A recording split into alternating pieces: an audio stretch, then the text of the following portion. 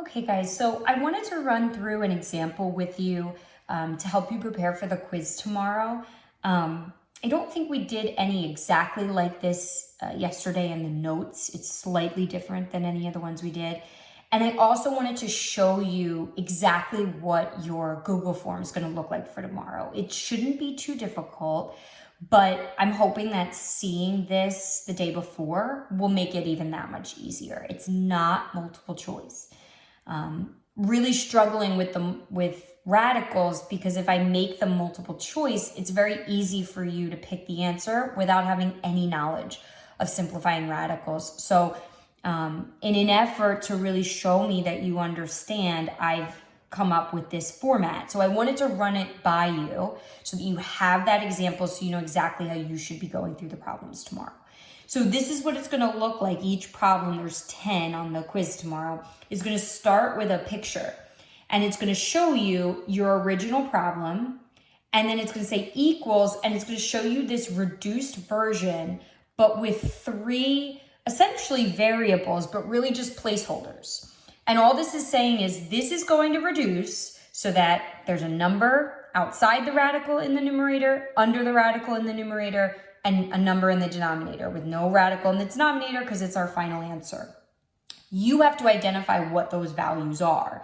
So you won't be typing in any radical answers into the Google form. You'll only have to say, if you think the number underneath the radical is a 6, then you'll say 6 for part B. So you're just identifying what the values are instead of actually having to write a fraction or a radical. So I'm trying to save you from having to type that in and not understanding how. So this is how you should do the problems tomorrow when you get them. You should see the original problem that's being given to you, and you should write it down in your notebook or on a piece of paper, and you should probably number it so that way when I go back and I release the quizzes to you and you got one wrong, I don't release the answers, but if you know which one you got wrong, you can go back into your notes, you can find the number, you can see which one it is, and you can try to figure out what you did wrong. So first thing I always want to do is see if I can reduce or simplify any of my radicals. Root 6 does not simplify on its own. 6 is not a perfect square, and there's no perfect square that goes into 6.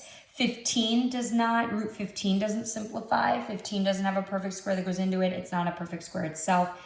So I can't simplify the radicals on their own, but I have a root 6 and a root 15, both 6 and 15 underneath the radical. So if I can reduce the fraction 6/15, then I can reduce what's underneath the radical and keep those radicals there.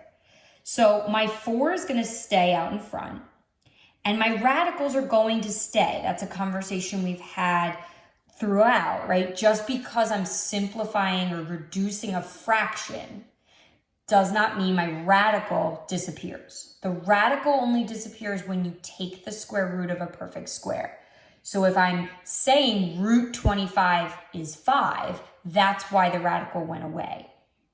If I'm just rewriting 6/15 as an equivalent fraction, my radical doesn't disappear. So how do I reduce 6/15? Well, what number goes into both? 3, right? So I'm reducing both 6 and 15 by 3, keeping the radicals. So 6/15 reduces to 2/5. And you can check that in your calculator if you're ever unsure. Type in your fraction. 6 divided by is just how I generate a fraction on my calculator. 6 divided by 15. Math, enter, and it gives me 2/5. It gives me the answer. So it's kind of hard to make a mistake when you have that to back you up. You just want to make sure that you don't get rid of your radicals in that process. So I've simplified as much as I possibly can.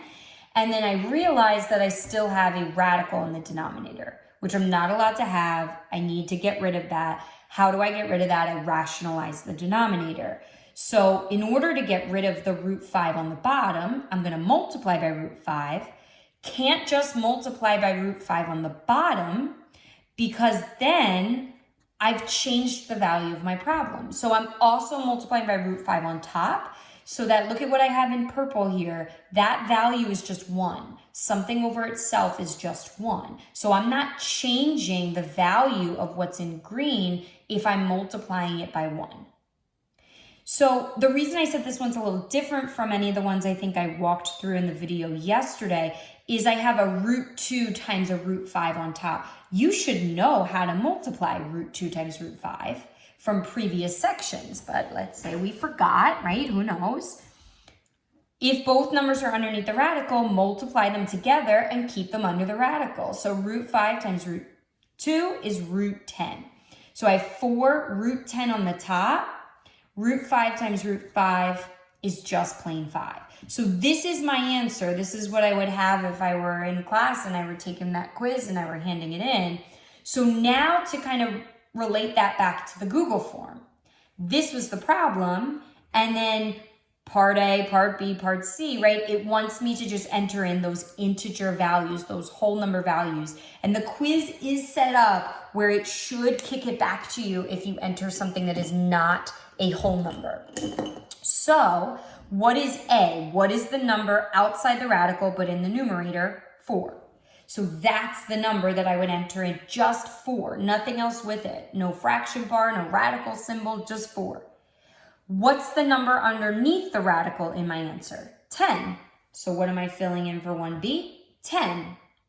Notice, no radical, because the way that I'm giving it to you is that B is just the number underneath the radical. So you only have to report it as 10. You don't have to say root 10.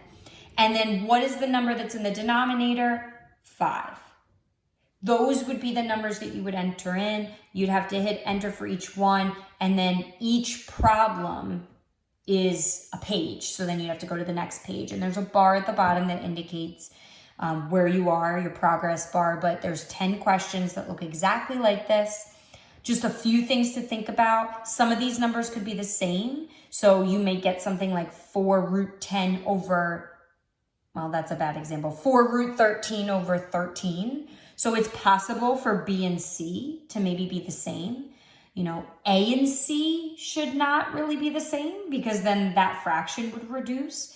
And I'm pretty sure I made sure that every single one of the problems tomorrow has an answer that looks like this. So it doesn't, you know, it's not where there is no A or there is no denominator, because then I didn't want you to be confused with entering zeros and ones. I thought that could trip you up. So they should be whole number values, not 0 or 1. And it should look just like this tomorrow.